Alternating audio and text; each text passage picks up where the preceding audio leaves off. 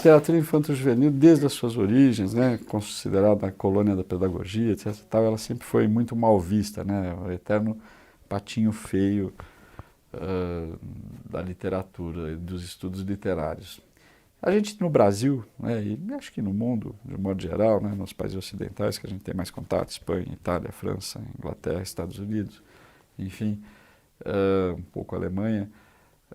a gente percebe que isso mudou um pouco, não é? Até porque é um fenômeno editorial muito poderoso. Cada vez que a gente vai olhar para os números que dizem respeito à literatura infanto-juvenil, seja do ponto de vista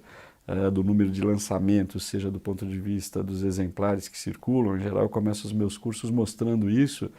aí as pessoas sentem um pouco mais de firmeza na coisa, porque veem que são números gigantescos e muitas vezes ultrapassam os números da literatura adulta, não é? Tanto em milhões de exemplares vendidos, em diversidade de lançamentos, etc. e tal. Então, isso, lógico, gera mais respeitabilidade, você começa a ter uma produção muito maior em que se produz a qualidade também, aí você tem uma série de escritores nas várias línguas aí que conseguem fazer objetos em que até hoje eles têm assim uma certa dificuldade de compreensão, de definição, porque eles são meio ambíguos, eles parecem ter um pé em várias canoas, às vezes eles estão muito imbricados à linguagem não verbal, que não era uma coisa até alguns anos associada à literatura adulta, embora hoje já seja, você começa a ter um monte de livros para adultos que estão totalmente dependentes do não verbal, mas enfim, com isso você começa a ter uma produção que ganha mais respeitabilidade, que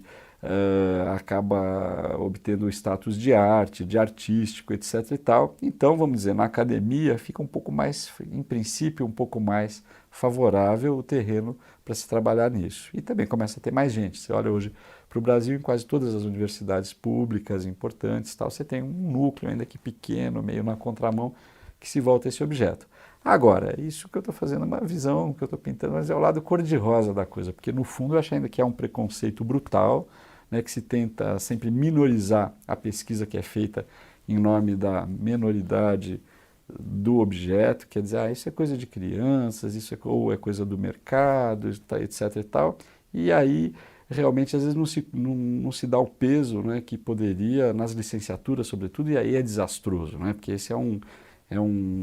filme que eu vejo se repetir ano após ano, quer dizer, essa disciplina, essa discussão de formação do leitor,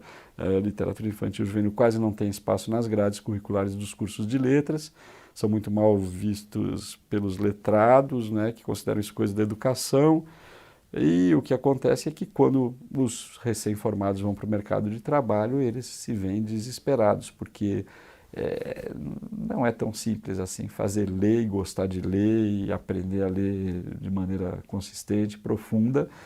por decreto, né?